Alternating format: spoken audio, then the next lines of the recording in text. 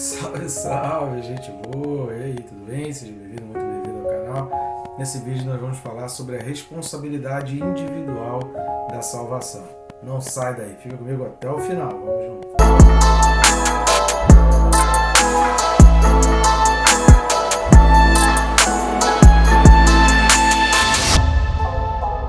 Mas antes eu peço aí o seu favor para se inscrever no canal. Nos ajude a aumentar o número de inscritos, é só clicar aí no botão, é bem rápido e fácil. Sugiro e recomendo clicar também no sininho. Clicando no sininho, você é notificado a cada vídeo novo. Isso vai te disciplinar a estudar a palavra. A vida é tão corrida, às vezes a gente precisa de uns alertas, assim, uns lembretes positivos, né? Nem toda notificação é legal, mas a gente precisa de umas notificações que sejam boas, que nos ajudem aí em alguma coisa. Conto contigo também, querido, para você ajudar no nosso ministério, ajudar no nosso canal. De que forma você pode fazer isso? Você pode fazer isso curtindo, comentando e compartilhando esse canal, nos ajudando a alcançar mais pessoas. Jesus disse: ide pelo mundo, pregar o evangelho a toda criatura. Nunca foi tão fácil.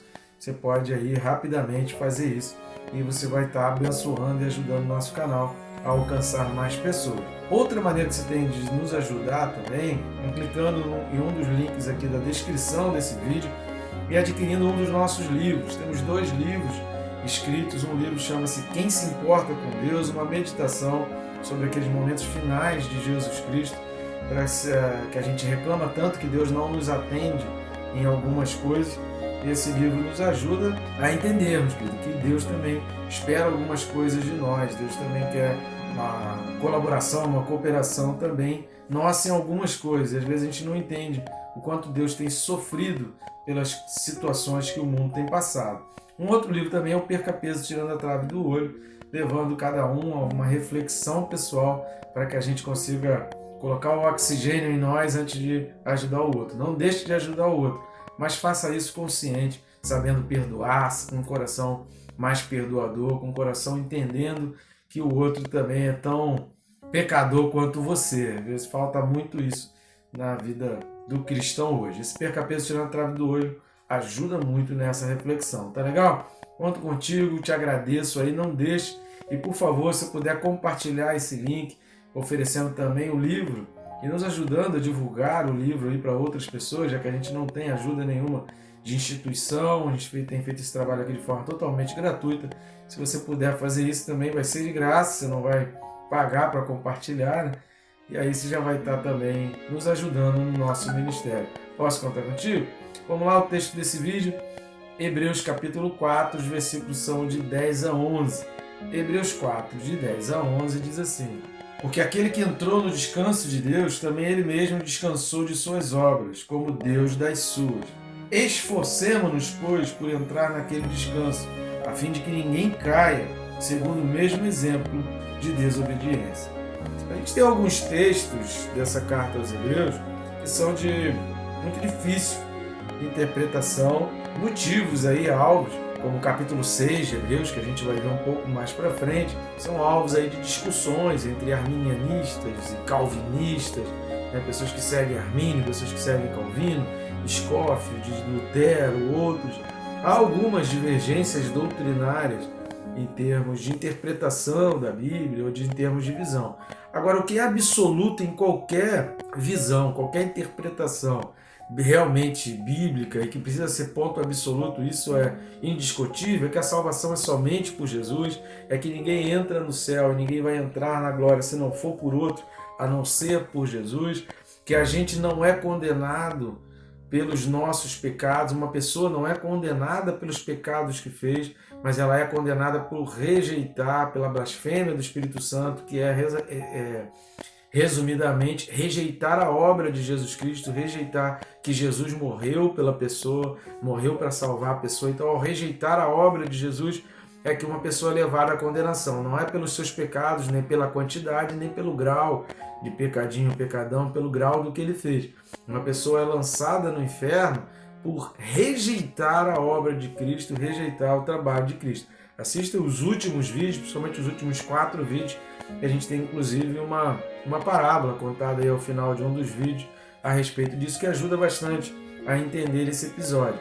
Não crie, querido, um preconceito, é arminiano, é calvinista, e assim você vai rejeitar algo que é uma palavra de Deus para a tua vida, e você vai dispensar uma palavra profunda de Deus para a tua vida. Então, muito cuidado, porque às vezes a gente faz dos preconceitos uma barreira para receber de Deus um alerta, e às vezes Deus está querendo nos alertar, independente de visão teológica, independente de caminho teológico.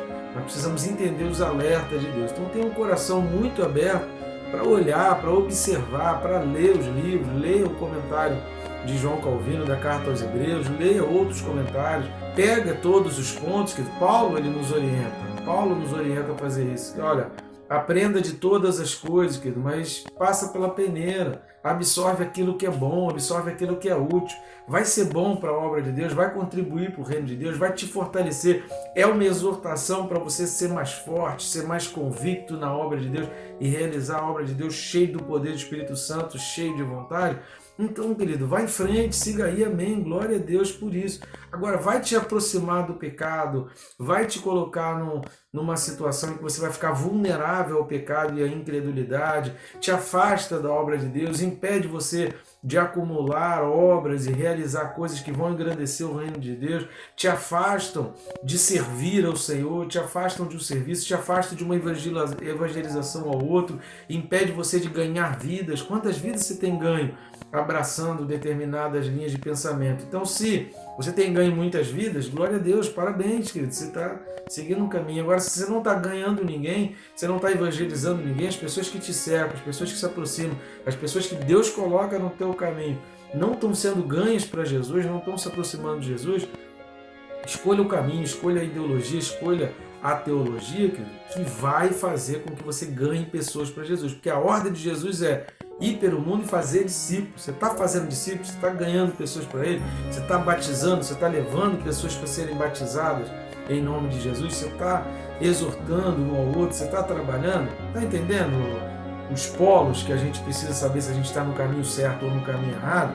A vertente tem que ser, querido, ter Jesus como alvo, contribuir para o reino, seja financeiramente, seja nas tuas atitudes, seja em ganhando pessoas, seja nas tuas obras, seja ajudando no ensino, seja onde for a área da tua atuação, mas em todas as coisas, Jesus Cristo é exaltado, Jesus Cristo é glorificado, que em várias passagens bíblicas isso vai ser mencionado. Se não, querido, você precisa entender que talvez você esteja na direção errada. Esses versículos 10 e 11, que do versículo 10, existem algumas linhas de interpretação, que está falando aqui na terceira pessoa, quem seria essa pessoa que entrou no descanso, e quando fala ele mesmo descansou de suas obras como Deus. Então não é Deus, porque o versículo 10 termina dizendo como Deus. Seria Jesus Cristo? O capítulo 4 não está mencionando Jesus Cristo aqui. Ficaria um pouco difícil para entender, a gente conseguiria entender se Jesus Cristo tivesse sido mencionado. É Josué, porque Josué é mencionado no capítulo 4? Talvez. Há uma probabilidade, eu particularmente acredito, que esteja sendo mencionado a respeito de Josué. Mas há outros intérpretes que entendem que aqui está falando do crente de um modo geral, do cristão de um modo geral. Pode ser também, querido, porque está falando aqui da batalha da fé. O fato é que isso não vai interferir em entender quem é essa pessoa que o autor aos Hebreus está se referindo aqui no versículo 10. Isso não vai interferir em todo o entendimento da carta aos Hebreus. Como dizia meu tio, né? Não influi nem contribui. Então você pode tirar aí a tua interpretação, entender que está falando de Jesus, entender que está falando de Josué, ou entender que está falando do cristão de um modo geral, do cristão aqui que já entrou no gozo do Senhor. Isso é indiferente, isso não vai interferir na interpretação aqui do texto, tá? Então você fica bem à vontade, se você pesquisar a respeito disso, você vai ter vários livros, vários intérpretes que vão entender de uma maneira, outros vão entender de outra, sem nenhuma interferência na conclusão final a respeito do texto. Então, uma outra coisa que a gente vai entender e desprender aqui desse texto é que esse texto ele está novamente, assim como o capítulo 3, assim como outros versículos também no capítulo 4, fazendo um alerta. O autor dos Hebreus está fazendo um alerta. Não se refere aqui a uma salvação do ato de Deus, mas está se referindo a uma responsabilidade individual que você tem até, se você tem a certeza da salvação, de conservar isso, de manter isso firme, de fazer com que isso gere. Lembra da parábola dos talentos? Então, se você tem certeza, faz isso prosperar, faz isso dar frutos para o reino, faz isso engrandecer ao teu Senhor, faz isso, faz com que o teu Senhor seja rico. De que maneira Deus vai sendo rico com o que você faz? Com vidas. O que dá riqueza a Deus são almas. Os juros ali da parábola dos talentos, queridos, são almas ganhas, são a contribuição que você está fazendo para o reino, é o que o reino está ganhando com aquilo dali. Você tem certeza, querido? Você considera essa salvação como um talento na tua mão, partindo lá para aquela parábola dos talentos, e faz isso prosperar, faz isso crescer, faz isso render juros para o teu Senhor, faz com que isso ganhe almas e ganhe pessoas, e pessoas sejam edificadas. O que sai da sua boca, querido? Palavra de bênção ou palavra de maldição? Se você tem certeza da tua salvação, essa salvação é um talento, juros para o Senhor seriam o quê? Palavras de bênção, pessoas sendo abençoadas, pessoas sendo engrandecidas, é você frutificando a 10, a 60, a 100 por um, e esse um é você. Que você multiplique e gere frutos. Isso se refere, querido, a você se colocar debaixo da obra de Deus, debaixo do poder de Deus, e não pegar essa salvação, colocar debaixo do teu braço e achar que você pode viver uma vida de qualquer maneira, que você pode viver como a gente falou aí no capítulo 3. Assista o vídeo correspondente aos versículos de 16 a 18 de Hebreus 3, e você viveu uma vida em rebeldia, em desobediência, e sentindo desejos e vontades na concupiscência pelo pecado da carne, pela luxúria, pela pornografia, sabe, pela mentira, pelo afastamento de Deus, por tirar pessoas, sabe, às vezes pessoas estão se aproximando de você, às vezes até pela própria rede social, sedentos pela palavra de Deus, e a tua palavra ali afasta, faz aquela pessoa não querer saber de igreja, não querer mais ouvir nenhum pastor, não querer ouvir mais nenhuma pregação. O que você está falando está gerando na pessoa um interesse por Deus ou está gerando na pessoa um afastamento de Deus? Pelos frutos se conhece a árvore. Então, se você é realmente salvo, se você quer alegrar Deus na hora que Ele vier e te levar, e você apresentar para Ele juros em relação a esse talento que você recebeu, então que da tua boca saia bênção, que o que você escreva na internet aproxime as pessoas de Deus e não afaste as pessoas de Deus. Outra coisa que a gente aprende aqui nesses versículos 10 e 11 é que essa palavra esforçar no original significa ser diligente, significa vigiar, significa cuidar com zelo. É como, já viu aquela brincadeira da criança que carrega na colher um ovo e ele tem que caminhar para não deixar cair, para não perder? É mais ou menos essa é uma parábola da nossa vida de cristão. A gente está carregando algo que é precioso e que a gente não pode deixar cair, que a gente não pode deixar essa peteca cair, que a gente não pode deixar esmorecer, e a gente não pode jogar toda a obra de Deus e todo o empenho de Deus na nossa vida a perder. E o que isso significa na prática? Eu trouxe aqui alguns conceitos, você pode aí extrair mais coisa desse esforçar, desse cuidar com zelo.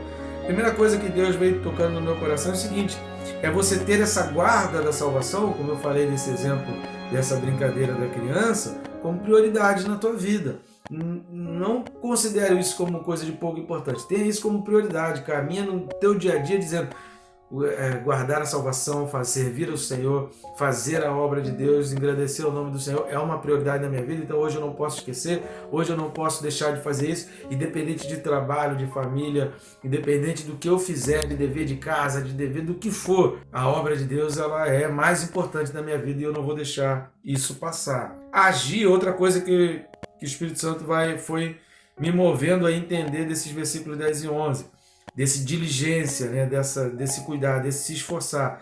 É um agir, é uma atitude para que eu não seja contaminado pelo mundo. Eu preciso ter diariamente essa atitude e agir para não ser contaminado pelo mundo. Outra coisa que eu entender que é possível cair. Logo, a salvação, ela é no final, não no início. É você entender, olha, você não é forte o suficiente ainda. Não se ache super-homem, não se ache, no vídeo passado eu estava com a camisa até do super-homem, não se ache o super-homem, não se ache aí o bambambam ou o bambam, né? Entendedores entenderão, e não se ache aí que você é o invencível, que você pode todas as coisas, que ninguém é páreo para você, que você pode enfrentar qualquer coisa e que você vai vencer. Dependa de Deus, tenha dependência de Deus como foco na tua vida. E outra coisa que eu consigo entender, que o Espírito Santo foi me trazendo à luz lendo esse texto: não menospreze o poder da incredulidade. A chamada aqui é sempre para que, e a gente vem falando desde o capítulo 3, que o alerta do autor aos Hebreus é para crente. A incredulidade ela não é ameaça para quem não é crente, ela só é ameaça para quem é crente. Então cuide para que você não caia, cuide para que você não se desvie. Tenha isso como prioridade e não menospreze. A incredulidade bateu na porta porque fulano é fraco. Fulano também se afastou dos caminhos também porque não fez nada, porque... Cara, não menospreze, não ache que o outro fez porque era fraco, porque você é bonzão, você consegue, você nunca vai cair. Não menospreze, porque nesses mais de 30 anos de ministério, eu já cansei de ver pessoas tomando tombo, levando, se afastando dos caminhos do Senhor, e lá atrás eles zombavam daqueles que um dia tinham caído, eles zombavam daqueles que um dia tropeçaram, eles zombaram daqueles que um dia caíram no pecado, e lá na frente, o que aconteceu? Eles caíram e acabaram se afastando dos caminhos do Senhor. Então, muito cuidado, não menospreze o poder da incredulidade e não menospreze o poder do diabo. Então vamos lá, mais um ponto que eu quero destacar aqui, esse ponto é muito importante desse texto, dos versículos 10 e 11, eu quero ler Mateus 25, do 15 ao 46, Mateus 25, versículos de 15 a 46. Eu vou ler todo o texto, no vídeo passado nós lemos apenas os versículos 23 e 24, eu não vou ler aqui todo o texto, mas eu recomendo você a ler esse texto, que é exatamente a parábola dos talentos. Eu vou ler aqui, por exemplo, o versículo 15, que diz assim: a um deu 5 talentos, a outro 2 e a outro 1. O versículo 14, ele fala assim, pois será como um homem que, ausentando-se do país, chamou os seus servos e lhe confiou os seus bens. É importante a gente entender esse versículo 14 aqui, porque repare que todos os que receberam talentos eram servos, todos já trabalhavam na vinha. Nem toda a população do mundo trabalhava naquela vinha. Existiam as pessoas que não trabalhavam na vinha, e repare que todo o contexto da parábola dos talentos não se refere a pessoas que eram fora da vinha, mas se refere aos servos, se refere aos trabalhadores daquele homem. O versículo 15 vai dizer: a um deu 5, a outro deu 2, a outro deu 1, segundo a própria capacidade. E então o Senhor partiu. Jesus então partiu, subiu aos céus, deixou conosco o Espírito Santo, os dons, os talentos, deixou conosco esse poder especial que cada um de nós tem na sua mão. E aí então começa a discorrer o texto sobre aqueles que trabalharam. No versículo 19, vai falar assim, olha, depois de muito tempo voltou o Senhor daqueles servos e ajustou conta com eles. Então, aproximando-se que recebera 5 talentos, entregou outros 5, dizendo, Senhor, confiaste-me 5 talentos, eis aqui outros 5 talentos que te ganhei. Então, se eu tenho certeza da salvação, eu vou fazer essa salvação prosperar, gerar frutos e ganhar mais pessoas e mais vidas. Ou seja, se Deus me deu uma salvação, eu vou devolver para Ele a salvação que eu ganhei e outras salvações que eu conquistei durante esse tempo que ele estava fora. Versículo 21. Disse-lhe o Senhor, muito bem, servo bom e fiel, foste fiel no pouco, sobre o muito te colocarei. Entra no gozo ou no descanso do teu Senhor. Versículo 22. Aproximando-se também o que recebera 2 talentos, disse, Senhor, 2 talentos me confiaste, aqui tem outros 2 que ganhei. Versículo 23. Disse-lhe o Senhor, muito bem, servo bom e fiel, foste fiel no pouco, sobre o muito te colocarei. Entra no gozo ou descanso do teu Senhor. Versículo 24. Chegando por fim que receberam 1 talento, disse, Senhor, sabendo que és homem severo, que ceifas onde não semeaste, e ajuntas onde não espalhaste, receoso, escondi na terra o teu talento. Repare que ele reconhece que o talento é de Deus. Aqui tens o que é teu. Apresentar ao Senhor só a tua salvação, isso não gerou nada, não fazer nada. Versículo 26, respondeu-lhe o Senhor, servo mau e negligente, sabias que ceifo onde não semeei e ajunto onde não espalhei? Cumpria, portanto, que entregasses o meu dinheiro aos banqueiros, e eu, ao voltar, receberia com juros o que é meu. Tirai-lhe, pois, o talento e dai-o ao que tem 10, porque a todo o que tem se lhe dará e terá em abundância, mas o que não tem, até o que tem, será tirado. Aqui, obviamente, está falando da fidelidade, da utilidade. Versículo 30 vai dizer, e o servo inútil, por que ele é considerado inútil? Porque ele não deu a utilidade, ele não foi fiel. A fidelidade, aquele que tem a fidelidade, as coisas que Deus lhe concede, ele terá outras e crescerá e terá em abundância. Agora, aquele que não tem fidelidade, aquele que não é fiel ao Senhor, que não é fiel ao que recebeu ao Senhor, até aquilo que tem lhe será tirado. E então, Jesus entra aqui em Mateus capítulo 25, falando sobre o grande julgamento. E todas as nações, versículo 32, serão reunidas em sua presença, e ele separará uns dos outros, como o pastor separa dos cabritos as ovelhas, e porá as ovelhas à sua direita e os cabritos à sua esquerda.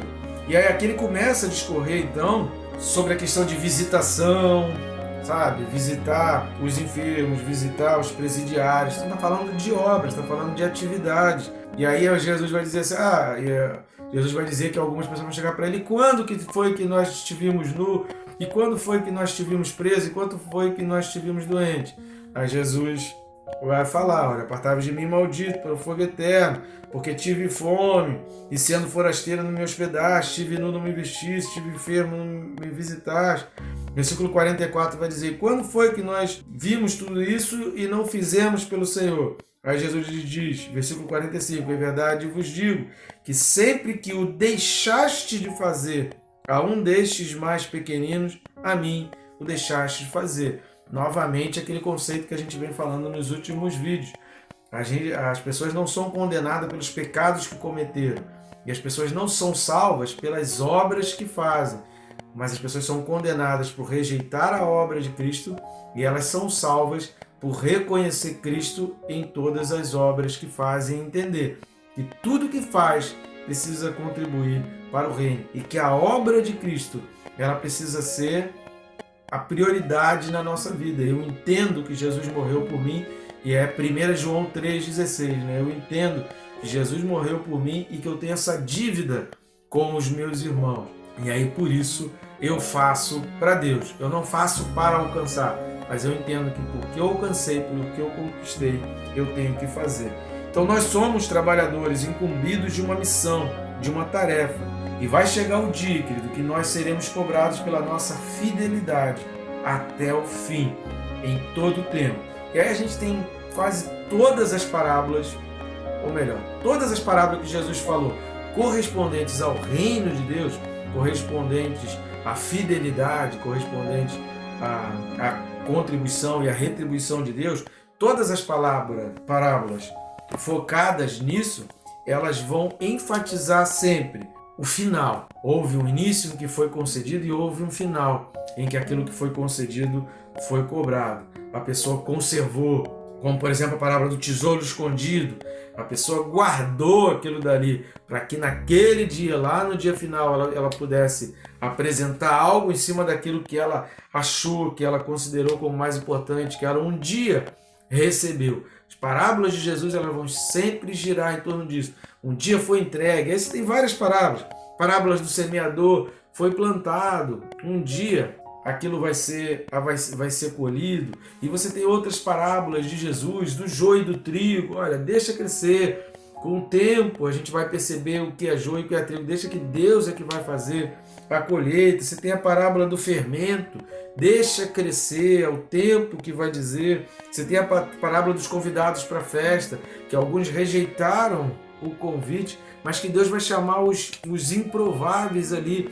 E a ida deles para a festa vai fazer com que eles sejam retribuídos lá na festa e recebam vestes por estarem aceitando entrar na festa. Do empregado mau, dos servos lá de Lucas capítulo 17, lá o texto de Lucas capítulo 19, a parábola dos talentos. São vários textos bíblicos que vão mostrar, querido, a importância da nossa responsabilidade. Nós somos responsáveis por conservar. Deus nos salvou. No momento que nós aceitamos a Jesus Cristo, nós recebemos essa salvação. E nós somos responsáveis por carregar essa salvação até o final. Quando a gente fala do arrebatamento, lá em Apocalipse capítulo 7, Deus vai falar no capítulo 6, Deus vai fazer a promessa, olha, ainda não é chegado o tempo, porque eu preciso completar os selados. aqueles que serão selados. Quando o selo acontece? É no momento que recebe ou é no momento que você entra no gozo, que você está entrando lá? Há várias interpretações aí. Eu entendo que é no momento que você aceita Jesus, e a gente fala sobre isso no vídeo correspondente aí, e que a morte vai fazer com que isso seja completo, e aquela completude pedida ali por Deus no capítulo 6 aconteça então no capítulo 7, porque ali já são as almas daqueles que foram selados. Cuidado, a responsabilidade é tua de preservar isso e de dar frutos, e de fazer isso frutificar, e de multiplicar. Quanto de salvação o Senhor te deu, quanto de bênção o Senhor te deu. Então gere frutos, querido, a 30, 60, 100 por um, ao máximo. Viva uma vida de excelência na obra de Deus, longe do pecado, não menosprezando a incredulidade, mas tendo Jesus como o alvo da tua vida. Que Deus te abençoe, querido, rica e abundantemente.